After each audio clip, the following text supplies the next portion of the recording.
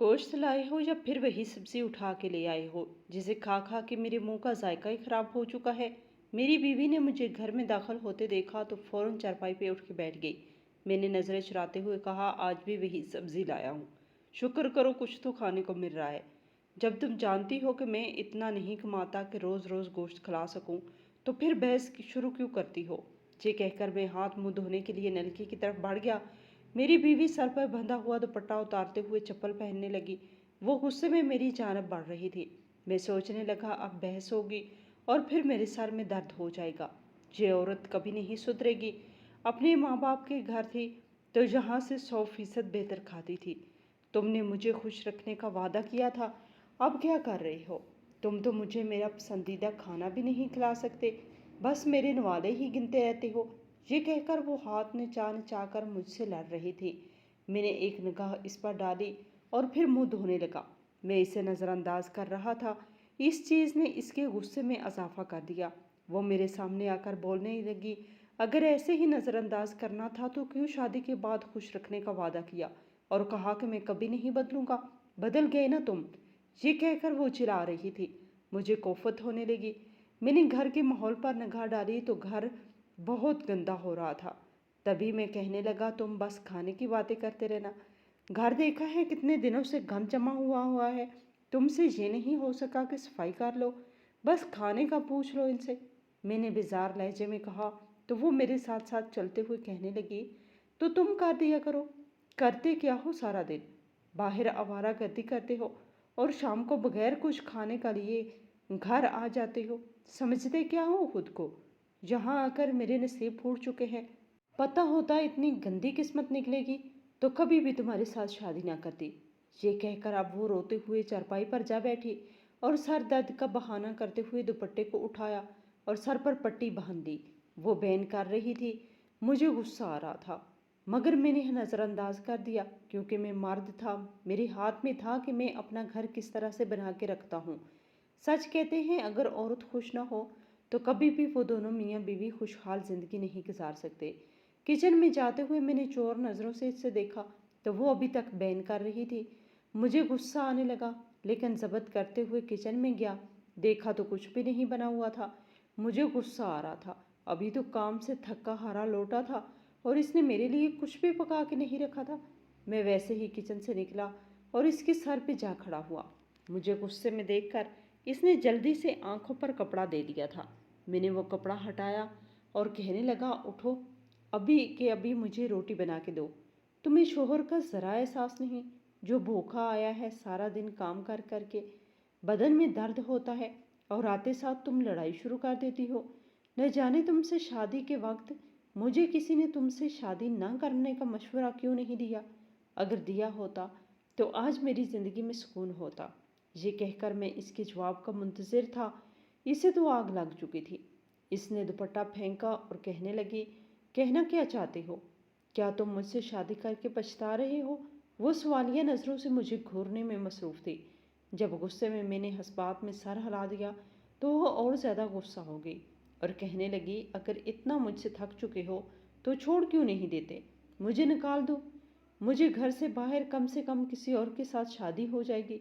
2 वक्त की सुकून की रोटी तो मुयस्सर आएगी। यहाँ तो बकारियों की तरह हर वक्त मांगने रहना पड़ता है। ये कहकर इसे अंदाज़ा नहीं हुआ कि इसने कितनी बड़ी बात बोल दी थी। गुस्से से मेरा दिमाग फटने लगा। मैंने इसे ज़ोर से थप्पड़ दे मारा। थप्पड़ पड़ते ही इसके 14 तबक रोशन हो गए। वो हैरान होकर मुझे देख रही थी, जैसे इसे यकीन ना आ रहा हो कि मैंने इसे थप्पड़ मारा है। मर्द एक हद तक बर्दाश्त करता है, चाहे औरत इसकी पसंदीदा क्यों ना हो। वो मेरे सर चढ़ रही थी। मैं इतना ज़्यादा बर्दाश्त नहीं कर सकता था। थप्पड़ पड़ते ही वो रोते हुए मेरी तरफ बढ़ी और मेरा गर्बान पकड़ लिया। रोते हुए कहने लगी कि तुम्हारी हिम्मत कैसे हुई मुझे थप्पड़ मारने की। मुझे भी गुस्सा आ रहा था। मैं मर्द था, सारा दिन पैसे कमाने के चक्कर में धूप की परवाह किए बिना काम करता रहा। अब घर आया तो सुकून से खाना भी नहीं खा सका। एक तो खाना बना हुआ नहीं था, दूसरा बीवी बहस की जा रही थी। बेटियां घर होती तो वो फ़ौरन खाना बना देती, मगर ये औरत जब तक मेरे से बहस ना करती इसे रोटी हजम ना होती थी और ना ही इससे दूसरी बनाई जाती थी। मैं सर पकड़कर चरपाई पे बैठ गया। وہ چلاتے ہوئے کہنے لگی، تم سے شادی ہی میری بہت بڑی غلطی ہے۔ گھر والے روکتے رہ گئے، مگر میں تو تمہاری باتوں میں آ چکی تھی۔ پہلے تم نے مجھے اپنے جال میں پھنسایا اور اب میرا خیال رکھنے سے مکر رہے ہو۔ ایسے گھر واپس جاؤں گی کہ پھر کبھی لوٹ کر نہیں آؤں گی۔ مجھے تم نے سمجھا ہوا کیا ہے؟ میں کوئی لاوارث انسان نہیں ہوں، بلکہ میرے بھی گھر والے موجود ہیں جو حیات ہیں اور میرا خیال رکھنے کو تیار بھی ہیں۔ یہ کہہ کر بیوی غصہ کرتی رہی۔ اس کی بحث سے میں تنگ آ چکا تھا۔ تب میں نے بھی زور سے پیالی زمین پر پھینکی اور کہنے لگا، جو کرنا ہے کر لو، جانا چاہتی ہو آؤ، میں تمہیں چھوڑوں، لیکن ایک بات یاد رکھنا، پھر کبھی لوٹ کے مت آنا، اور ان بچوں پر بھی تمہارا حق نہیں، دفع ہو جاؤ یہاں سے۔ یہ کہہ کر میں نے اسے دھکا دیا تو وہ گیٹ کے اس پار چلی گئی۔ روتے ہوئے مجھے دیکھتی رہی۔ اس کے پاؤں میں چپل تک نہیں تھی اور دوپٹہ چارپائی پر پڑا ہوا تھا۔ صرف مجھے تنگ کرنے کے لیے وہ ایسے ہی اپنے گھر کی طرف جانے لگی۔ مجھے غصہ آ رہا تھا۔ میں نے اسے گالیاں دی اور گیٹ بند کر دیا۔ کھانے کے لیے کچھ نہیں پڑا ہوا تھا۔ میں نے چائے بنائی اور بسکٹ سے کھانے لگا۔ مجھے لگا یہ ایک معمولی سی لڑائی ہے، اس کے بعد سب کچھ ٹھیک ہو جائے گا تو یہ خود ہی آ کر مجھ سے معافی مانگے گی۔ وہ اکثر ایسے ہی مجھ سے لڑا کرتی تھی اور پھر بعد میں ابھی بھی مجھے اس سے یہی امید تھی کہ چائے پینے کے بعد میں کمرے میں آ کے سو گیا۔ ابھی سویا ہی تھا کہ بچے اسکول سے آ گئے اور انہوں نے بلند آواز میں مشترکہ سلام کیا۔ میں اٹھ بیٹھا، پھر خیال آیا بیوی گھر موجود نہیں، بچوں کو کون سنبھالے گا؟ میرے 4 بچے تھے۔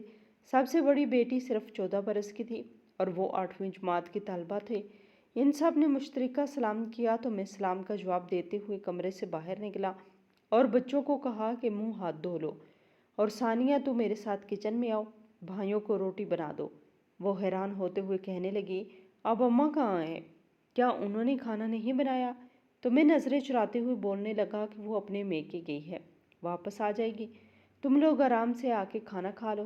جلدی سے میری بیٹی نے روٹیاں بنائی، میں نے صبح والا سالن گرم کیا، ہم سب نے کھانا کھایا۔ صبر و شکر ادا کرنے کے بعد کمرے میں آ کر سبھی بچے سو گئے، جبکہ میری تو نیند اڑ چکی تھی۔ میں سوچنے لگا کہ مجھے اس پر ہاتھ نہیں اٹھانا چاہیے تھا۔ اب تک ہم بحث کرتے رہے تو فوراً صلح ہو جاتی تھی، مگر میں نے اس پر پہلی بار ہاتھ اٹھایا تھا۔ اگر اس نے انا کا مسئلہ بنا لیا تو میرا اور میرے بچوں کا کیا ہوگا؟ پھر سوچنے لگا ہوں، مجھ سے محبت کرتی ہے، ایسے کیسے چھوڑ کے جا سکتی ہے؟ سکون سے سو گیا۔ اٹھ کر دوبارہ مزدوری پہ جانا تھا۔ گرمیوں کے دن تھے، ایسے وقت میں مزدوری نہیں ملتی تھی تو گھر آ جاتا تھا۔ بیوی کو گئے ہوئے 3 دن ہو چکے تھے۔ بچے بھی بار بار ماں کا پوچھ رہے تھے۔ میں نے انہیں یہی بتایا کہ وہ میکے گئی ہیں، نہیں جانتے تھے کہ میں نے اسے مارا ہے۔ ایک روز میرا چھوٹا بیٹا پیدل چلتے ہوئے اپنی نانی کے گھر پہنچ گیا، کیونکہ وہ زیادہ دور نہیں تھا، یہی اسی علاقے میں تھا۔ یہاں گاؤں میں سب کے گھر بہت دور دور بنے ہوئے تھے۔ میرا چھوٹا بیٹا ماں کو بہت یاد کرتا تھا۔ 3 دن تو میری بیٹی نے چھٹی کی اور سب کا خیال رکھا، مگر چوتھے روز وہ بولنے لگی، ابا اماں کو واپس لے آئے نا، اب میں مزید گھر کا خیال نہیں کر سکتی، میری پڑھائی کا حرج ہو رہا ہے۔ بچی کی پریشانی کو بھانپتے ہوئے میں نے سسرال جا کر بیوی سے بات کرنے کا فیصلہ کر لیا۔ شام کے وقت میں نے گوشت لا کر بیٹی کو دیا اور کہا کہ اچھے سے بنا لو، تمہاری ماں کو بہت پسند ہے، آج میں اسے لینے جا رہا ہوں۔ سبھی بچے خوش ہو گئے اور میں تیار ہو کر سسرال کی جانب چل دیا، جہاں میری روٹھی بیوی گئی ہوئی تھی، کیونکہ 3 دن سے زیادہ ہو گئے تھے وہ ابھی تک واپس نہیں لوٹی تھی۔ مجھے لگا اب بات بڑھ چکی ہے، مجھے وہاں لازمی جانا چاہیے۔ بچوں کی خاطر میں یہ کڑوا گھونٹ پینے کو تیار تھا۔ پیدل چلتے ہوئے مجھے 10 منٹ سے زیادہ نہیں لگے اور میں سسرال پہنچ گیا۔ دیکھا تو چھوٹا بیٹا باہر کھڑا ہوا تھا۔ وہ مجھے دیکھتے ہی گھر کے اندر بھاگ گیا تاکہ ماں کو اطلاع کر سکے۔ جیسے ہی میں گھر کے اندر داخل ہوا، میرا سسر کہنے لگا، ہاں میاں کیا کرنے آئے ہو؟ میں حیران ہو کر دیکھنے لگا، پھر تحمید باندھتے ہوئے کہنے لگا، فاخرہ آپ کے گھر آئی ہوئی ہے اور ابھی تک واپس نہیں لوٹے۔ بچے بہت یاد کر رہے ہیں، اسی لیے انہیں لینے آیا ہوں۔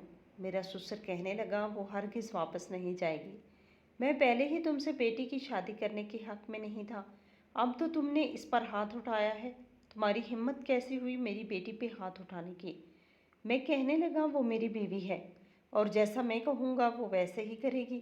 یہ سن کر میرا سسر ہنسنے لگا اور کہنے لگا میاں کس دنیا میں جی رہے ہو؟ وہ تمہاری بیوی نہیں میری بیٹی ہے، جا کر اسے بول دو اگر وہ تمہارے ساتھ جانا چاہے تو بے شک چلی جائے، اگر وہ تمہارے ساتھ نہیں گئی تو دوبارہ ہمارے گھر قدم نہ رکھنا۔ پہلے ہی تم نے اس کی زندگی عذاب کر دی ہے، اب تو اسے مارنے پیٹنے بھی لگے ہو۔ کل کو نشہ کرو گے اور میری بیٹی کے ساتھ کچھ غلط کر دیا تو نہیں، میں ہرگز بیٹی کو واپس نہیں بھیجوں گا۔ ان کے لہجے میں حقارت محسوس کر کے مجھے بہت برا لگا رہا تھا۔ بہرحال انا کو ایک طرف رکھتے ہوئے میں گھر کے اندر داخل ہو گیا۔ دیکھا تو بیوی تیار ہو کر بیٹھی ہوئی تھی۔ مجھے خوشی ہوئی کہ وہ میرے ساتھ گھر واپس لوٹنا چاہتی ہے۔ میں مسکراتے ہوئے اس کی جانب بڑھا تو اس نے جلدی سے چادر پہن لی اور بچے کو اٹھا لیا۔ میں نے سلام کیا تو اس نے جواب نہیں دیا۔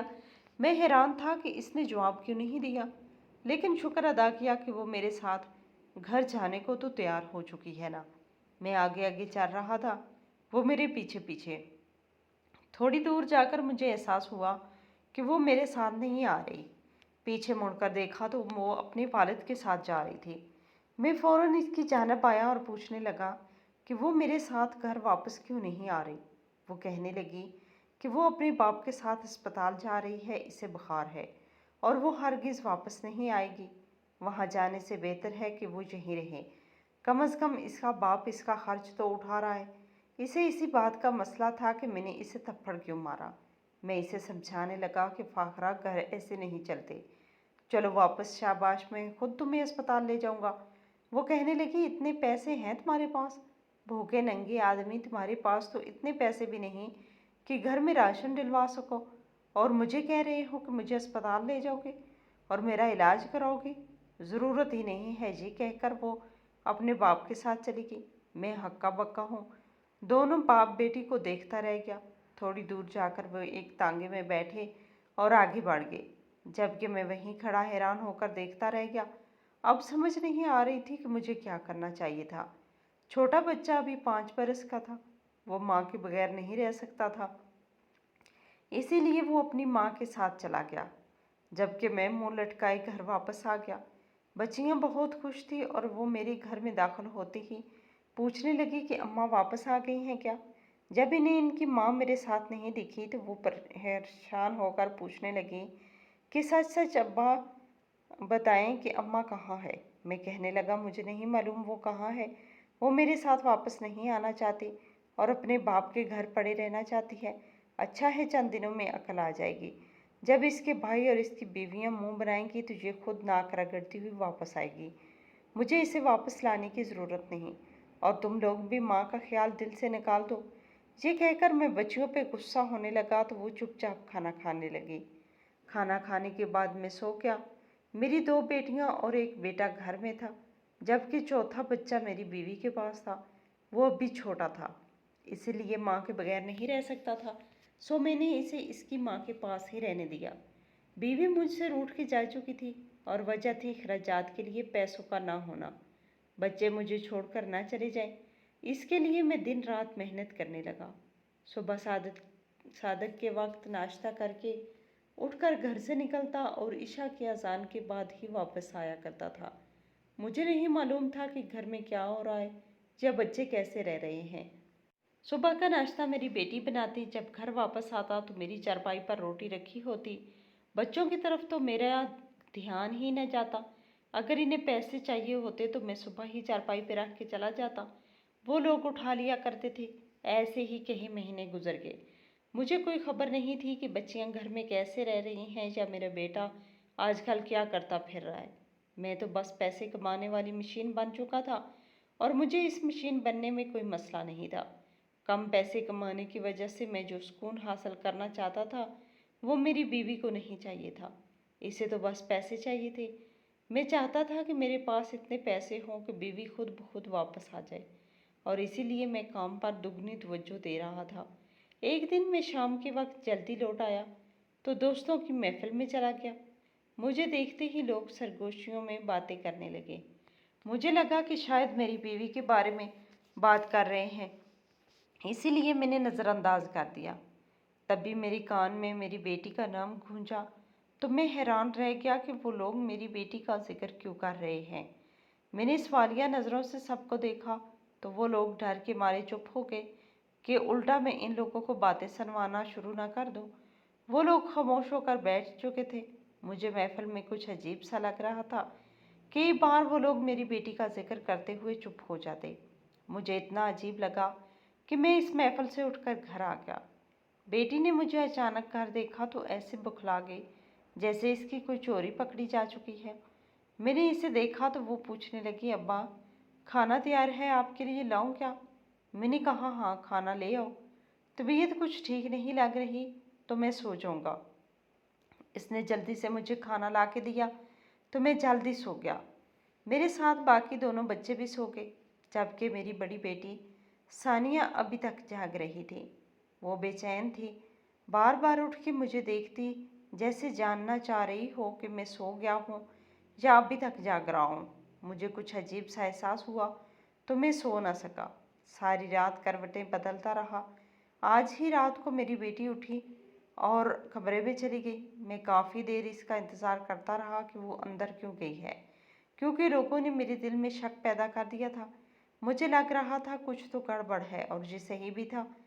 काफ़ी देर बाद वो कमरे से निकली और इसके निकलते ही एक आदमी हमारे घर की दीवार फलांग कर बाहर निकल गया। मैं उठा नहीं क्योंकि बेटी को रंगी हाथों पकड़ना चाहता था।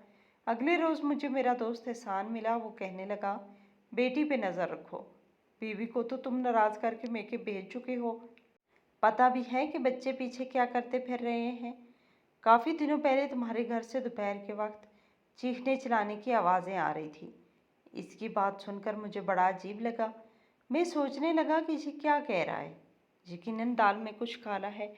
मैं घर आया तो बेटी को कहने लगा कि आज से तुम्हारा बाहर निकलना बंद। तुम स्कूल के अलावा कहीं नहीं जाओगे, और मैं जब जाऊंगा तो घर को ताला लगा कर जाऊंगा। किसी को घर के अंदर आने की इजाज़त नहीं होगी। वो हैरान होते हुए पूछने लगी, अब्बा क्या हुआ है? मैंने नज़रअंदाज कर दिया और वहाँ से चला गया। एक हफ्ता बहुत मसरूफ़ गुजरा। मेरी घर पर तवज्जो नहीं थी। एक रोज़ मैं दोपहर के वक्त घर आ रहा था जब मेरी बेटी मुझे खेतों से निकलते हुए दिखाई दी। मैं हैरान रह गया कि ये यहाँ पर क्या कर रही है। मैंने तो इसे घर से निकलने से मना किया था। मैं इसका पीछा करने लगा। शायद वो भी महसूस कर चुकी थी कि मेरे पीछे कोई आ रहा है। वो लंबे लंबे कदम उठाते हुए जल्दी से घर पहुंच गई और दरवाज़ा दे दिया। मैंने भी फ़ौरन घर पहुंचा और इसे पूछने लगा कि तुम कहाँ गई थी। वो झूठ बोलते हुए कहने लगी कि अपनी दोस्त स्मैरा के घर गई थी। तभी मैं इसे कहने लगा, सानिया सच सच बताओ, क्या बात है? अगर मुझे पता चला कि बात कुछ और है तो तुम्हारी खैर नहीं होगी।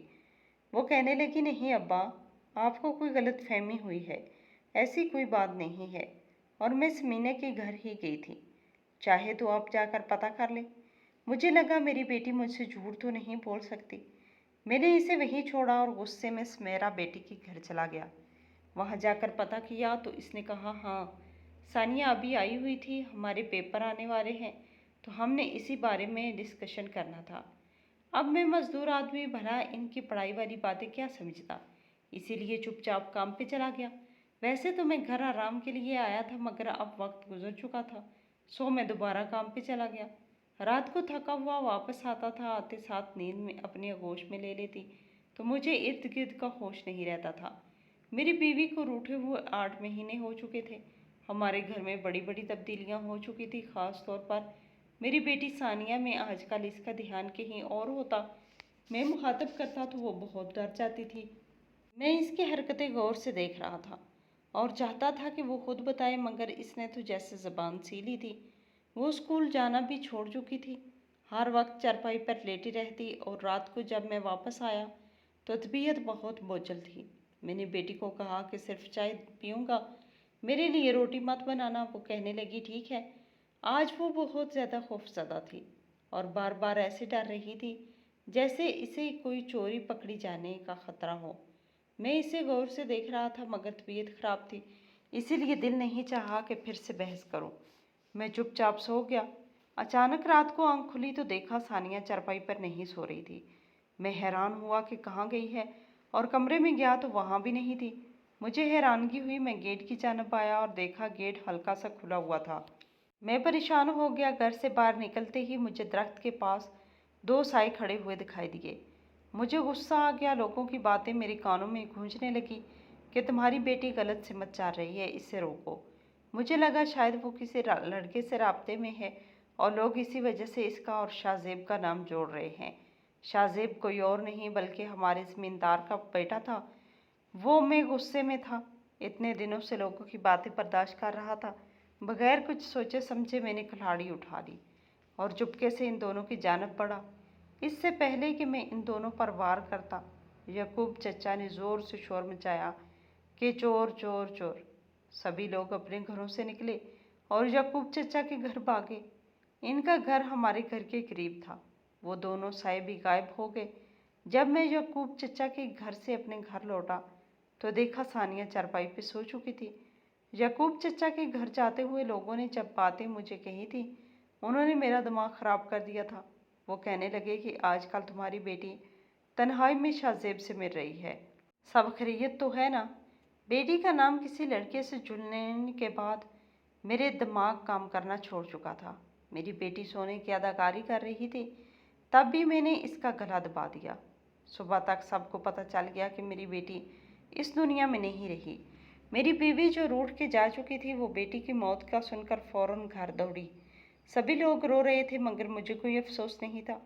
لوگ اب بھی سرگوشیوں میں باتیں کر رہے تھے کیونکہ وہ جانتے تھے کہ مجھے پتہ چل چکا ہے شاہ زیب اور وہ تعلق میں تھے، اور کیونکہ اس کی گردن پر ہاتھ کے نشان تھے۔ لوگ باتیں بناتے رہے اور میں چپ چاپ ایک جانب کھڑا رہا۔ مجھے لگا یہ لوگ پولیس کو تو ہرگز اطلاع نہیں کریں گے کیونکہ یہ میرا اور میری بیٹی کا معاملہ ہے۔ مجھے اپنی بیٹی پر بہت غصہ تھا۔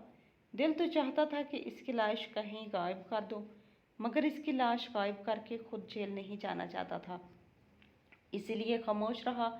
بیوی مجھ پر غصہ ہو رہی تھی کہ میں نے اس کے بچوں کا خیال نہیں رکھا، مگر مجھے کسی کی بھی پرواہ نہیں تھی۔ میں چپ چاپ کھڑا ہوا تھا۔ لوگوں کا شک یقین میں بدل گیا۔ تبھی کسی نے پولیس کو فون کر دیا۔ نہیں جانتا تھا کہ میری بیٹی کا خیر خواہ کون تھا جس نے پولیس کو فون کر دیا۔ پولیس آ گئی، پوچھ تاچھ کرنے لگی۔ میں نے لا علمی کا اظہار کیا کہ مجھے اس بارے میں نہیں پتا۔ وہ لوگ پوچھ تاچھ کر رہے تھے۔ میں نے انہیں یہی بتایا کہ چچا یعقوب کے گھر چور آ گئے تھے۔ جب ہم وہاں بھاگے اور واپس آئے تو میں نے اسے پکارا۔ جب اس نے آواز نہیں دی تو میں اس کے قریب آیا اور نبض چیک کی تو یہ دنیا چھوڑ کے جا چکی تھی۔ اس میں میرا تو کوئی قصور نہیں ہے۔ پولیس والے خاموش ہو گئے۔ وہ گردن پر نشان دیکھ رہے تھے کیونکہ میری بیٹی کو غسل دیا جا چکا تھا، تو اس لیے وہ معلوم نہ کر سکے کہ انگلیوں کے نشان کس کے ہیں۔ پولیس نے پوسٹ مارٹم کا مشورہ دیا۔ میں نے انکار کر دیا، مگر میری بیوی کہنے لگی نہیں، میں اپنی بیٹی کا پوسٹ مارٹم کرواؤں گی اور معلوم کروں گی کہ آخر اس کی موت کیسے ہوئی ہے۔ میں کسی کو بھی نہیں چھوڑوں گی جو اس میں ملوث رہا ہے۔ اسے میرے سوالوں کا جواب دینا ہوگا۔ میری بیٹی کا قتل رائیگاں نہیں جائے گا۔ مجھے پورا یقین ہے کہ وہ قدرتی موت نہیں مری۔ یہ کہہ کر میری بیوی وین کرنے لگی۔ شرمندگی سے میں نے سر جھکا لیا۔ پولیس میری بیٹی کو اپنے ساتھ لے گئی تھی۔ پوسٹ مارٹم ہوا۔ پھر جو رپورٹ سامنے آئی اس نے میرے رونگٹے کھڑے کر دیے۔ پولیس کے مطابق اس میں اسے ایک ایسا زہر دیا جا رہا تھا جو دھیرے دھیرے اثر کر رہا تھا، جسے سلو پوائزن کہتے ہیں، اور اس کی موت اسی وجہ سے ہوئی ہے۔ میں حیران رہ گیا تھا کہ آخر میری بیٹی کو ایسا زہر کون دے رہا تھا، اور یہ سب میری ناک کے نیچے چلتا رہا اور مجھے علم ہی نہ ہو سکا۔ یہ سب ہماری غفلت کا نتیجہ تھا۔ میری بیوی روٹھ کے میکے جا پڑی تھی۔ اس نے بچوں کا نہیں سوچا اور میں پیسہ کمانے کے لیے اتنا پیکل ہو گیا کہ گھر پر توجہ ہی نہ دی۔